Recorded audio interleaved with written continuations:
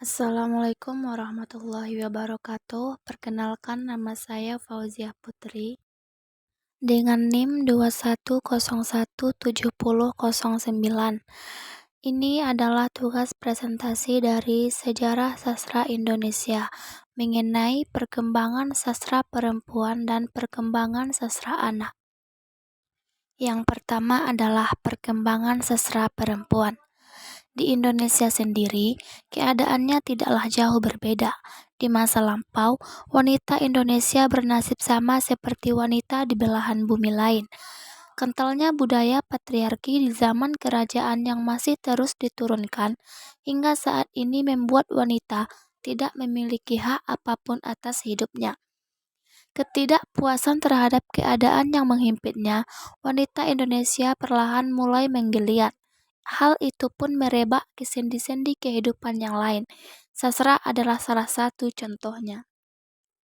Sejarah mencatat bahwa ada beberapa nama pengarang wanita dalam periode sastra. Ajib Rosidi menyebutkan bahwa setidaknya ada 6 pengarang wanita yang bersinar pada zamannya. Periode 1933 sampai 1942, ada Selasih atau Seleguri yang bernama asli Sari Amin Ismail. Selain Selasih, ada juga Hamidah atau Fatimah Hadelais pada tahun 1914 sampai 1953. Roman yang ditulisnya berjudul Kehilangan Mestika pada tahun 1935. Keduanya sama-sama mengungkapkan kemalangan dan kesedihan pelaku. Lalu, Adin Afandi dan Sa'adah Halim berbeda dengan Selasih dan Hamidah. Sa'adah Halim berani menentang adat, dan salah satunya wanita pengarang drama waktu itu. Setelah Perang Kemerdekaan atau sekitar tahun 50-an, muncullah nama-nama pengarang wanita yang lebih banyak. Di antaranya adalah Ida Nasution, Walujati atau Supangat, S. Rukiah atau Kertapati, S.T. Nuraini atau Sani. Walujati dan S.T. Nuraini lebih dikenal sebagai penyair. S. Rukiah dikenal sebagai penyair sekaligus penulis prosa. Waktu bergulir dan generasi sesudah Ida Nasution, lahirlah N. Hadini. Cerpen-cerpennya menunjukkan perhatiannya terhadap kepincangan-kepincangan sosial.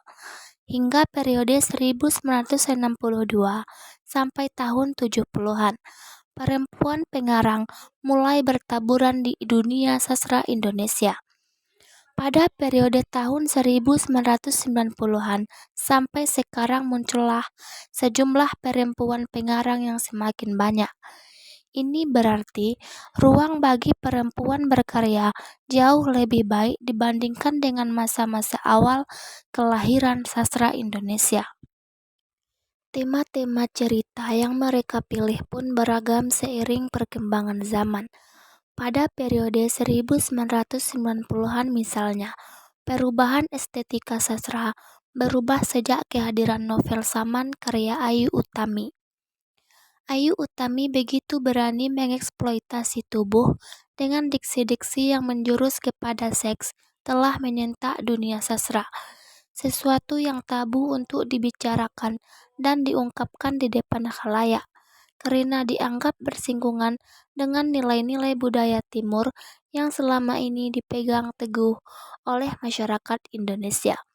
Keberadaannya pun menuai pujian, tak jarang pula ia menuai kritikan, tapi begitulah sastra. Yang kedua adalah perkembangan sastra anak. Sastra anak di Indonesia mulai berkembang pada tahun 1945.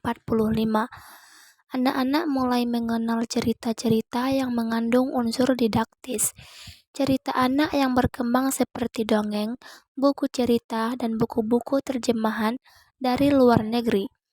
Pada tahun 1945, buku bacaan anak dianggap kurang memadai.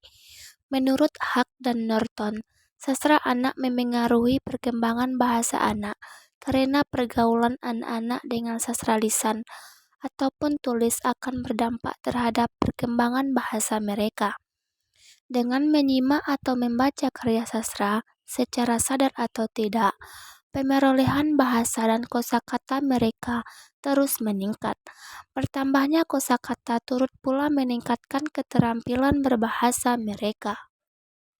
Perkembangan sastra anak sendiri di tanah air sudah menunjukkan taraf peningkatan yang lebih baik. Beberapa media mulai memberikan ruang-ruang khusus bagi penulis dan anak-anak dalam berkarya, serta menyalurkan kreativitas seni. Gambaran karya sastra mereka teridentifikasi saat ini dalam bentuk rubrik khusus untuk anak pada semua media cetak setiap minggunya. Misalnya Kompas Anak. Pada ruang khusus seperti itu, kita dapat melihat karya-karya sastra dalam bentuk cerpen ataupun puisi anak tersebut. Atau kita juga bisa melihatnya dalam bentuk novel pada seri kecil-kecil punya karya dari Mizan dan kumpulan cerpen dengan keragaman temanya di toko-toko buku. Semua itu dapat mengindikasikan bagaimana produktivitas dan kuantitas para penulisnya, khususnya penulis anak-anak di Indonesia. Sastra anak diyakini sebagai kontribusi yang besar untuk perkembangan anak agar kepribadian anak dalam proses menuju kedewasaan menjadi manusia yang memiliki jati diri yang jelas. Sastra anak berfungsi sebagai media pendidikan dan hiburan, membentuk kepribadian anak, serta menuntun kecerdasan emosi anak. Pendidikan dalam sastra anak memuat amanat tentang moral, pembentukan kepribadian anak, mengembangkan imajinasi dan kreativitas, serta memberi pengetahuan keterampilan praktis bagi anak. Nah, selesai sudah penjelasannya. Semoga bermanfaat bagi kita semua dan terima kasih. Wassalamualaikum warahmatullahi wabarakatuh.